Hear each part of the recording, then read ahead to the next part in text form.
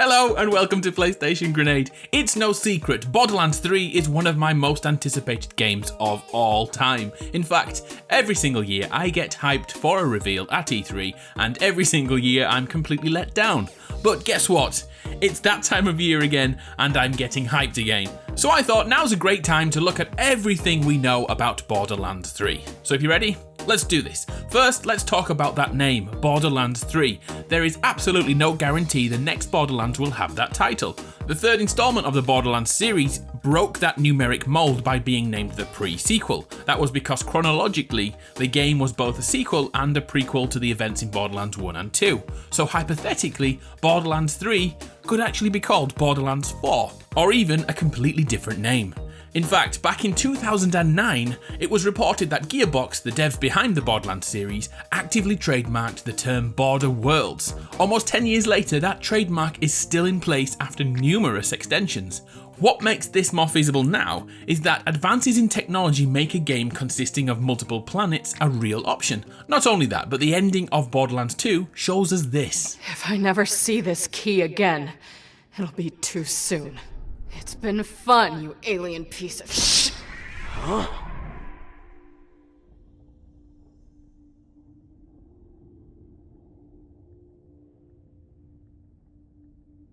What the? Are those vaults? You know what that means. Yeah. No rest for the wicked. Vaults around the solar system. Borderworlds sounds like the perfect title to encompass this theory. Add to this how gravity worked on the moon in the pre-sequel, and we have the basis of a huge game with varying gravitational pulls and art styles on each potential world. Back at the Game Developers Conference in 2017, Gearbox's Randy Pitchford demoed some tools and tech they were using for future games. Immediately, you'll notice the art style and know this is the Borderlands style. The demo showed how the Unreal Engine helped his team create games using complex texture maps and lighting effects. All the way through the demonstration, Randy both distanced the existence of Borderlands 3, as well as commenting on how this tech will be used in future games. The depth of the presentation showed that this was more than a simple test tool. This was heavily developed and ready to be used. Again, we can go further into this. A character model was used during that demo, and surprisingly, Randy wouldn't let us see her face, commenting, Cleverly placed the camera here so that her shoulder pad is occluding her face. Don't worry about the character, worry about the technology right now. The camera in all shots never once gave us a peek. This is strange, as if it was a tech demo, why couldn't we see the character? The easy answer is to jump to conclusions like me and believe that character is in an upcoming game. And the internet's favourite choice for that character? None other than a grown-up Tiny Tina. All around the stackless plant, the stalker chased the bandit. The stalker thought 'twas all in fun.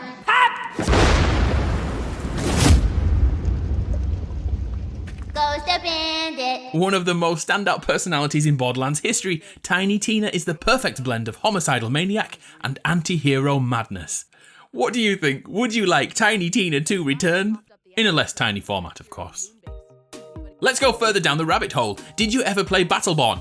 No. Well, sadly, neither did a lot of people. I've only just given it the time of day now, and although I can understand why it failed, it also had some bloody great mechanics and story elements.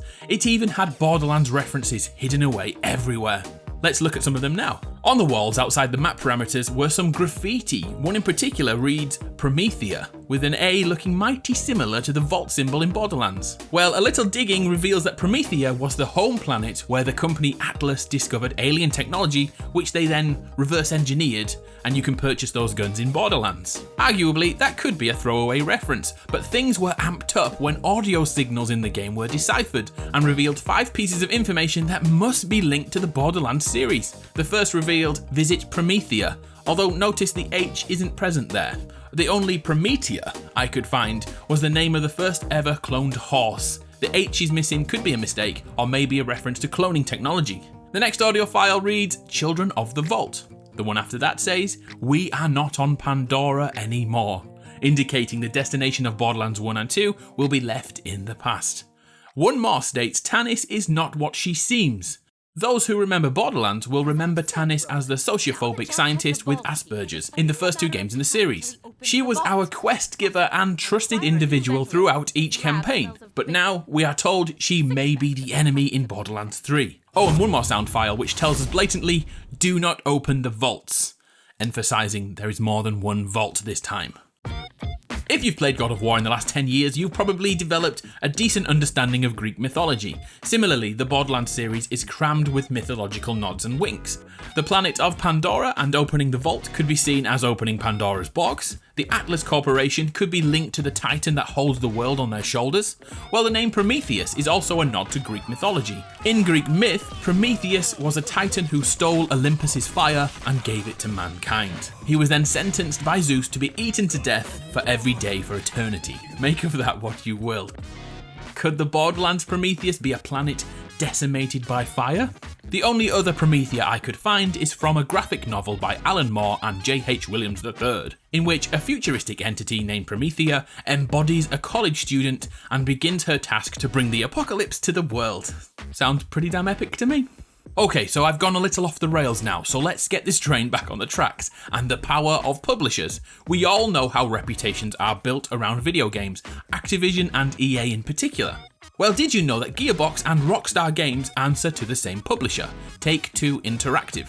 This isn't a random fact without reason. With the imminent arrival of Red Dead Redemption 2, which will obliterate every game in its path, Take-Two will most likely move Borderlands 3 out of this release window. This could very well mean there will be no reveal at E3 for our beloved Borderlands franchise, but there are countless opportunities in other events further on in the year. Slowly, the industry is learning about hype and expectation, and good old hype fatigue. Take the enigma of Half-Life 3. We've wanted it for years upon years, and if it ever actually arrives, it will struggle to live up to the expectations we set for it. This actually happened against Borderlands the pre-sequel. The hype for the 3rd installment had us throwing money at the screen, but in retrospect, it was quite mediocre compared to its usual standard, due to our expectations most likely. Well, partly anyway. On the other hand, the trend of quick reveals and releases packs all our hype into one easy-to-follow window of information. Take Fallout 4, which was revealed in June 2015 and released November the same year. In the first 24 hours it went on sale, it netted $750 million. In a world where we have hundreds of video games released every year, our attention span has a limit. Could Borderlands 3 use this technique to prevent overhyping their product and engaging more fans? Time will tell. Let's finish with a wish list of things I believe would benefit Borderworlds or Borderlands 3 or 4 or whatever name we receive.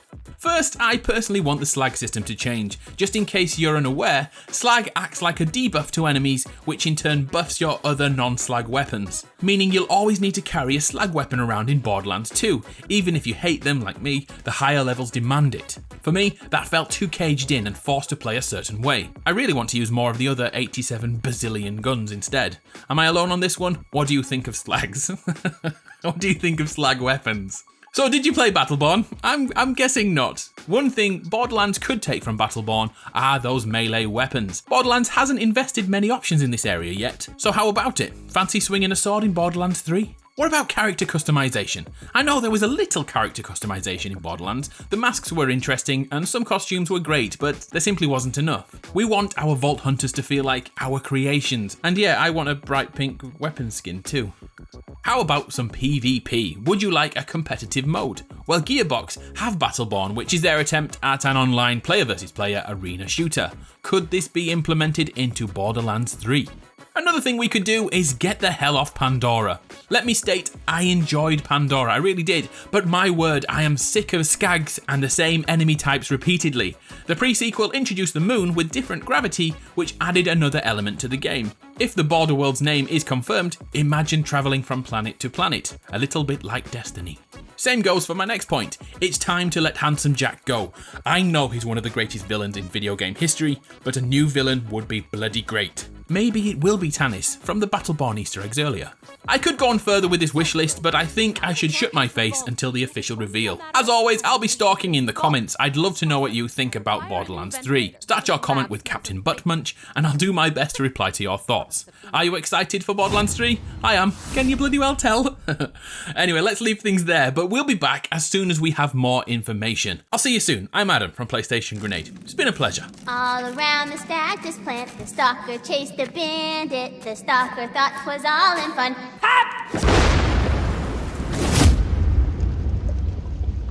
Goes the bandit.